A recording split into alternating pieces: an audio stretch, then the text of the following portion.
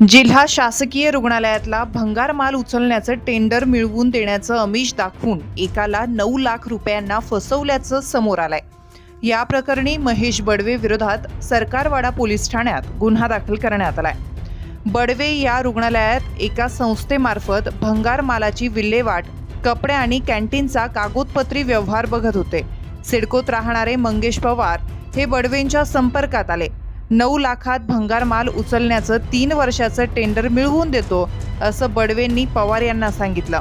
तसंच रयत स्वयंरोजगार सेवा सहकारी संस्थेचे अध्यक्ष शरद देवरे यांच्याशी फोनवर बोलणंही करून दिलं। सुरुवातीला पवार यांनी 2.5 लाख रुपये दिले, त्यानंतर करार करताना 2.5 लाखाचा चेक दिला। उरलेले 4 लाख रुपये टप्प्याटप्प्यानं बडवेंना दिले, पण ठरल्याप्रमाणे पवार यांना भंगार माल उचलू दिला नाही। वेळोवेळी खोटं बोलून वेळ मारून दिली। फसवणूक झाल्याचं लक्षात येताच पवार यांनी पोलीस ठाणं गाठून फिर्याद दिली।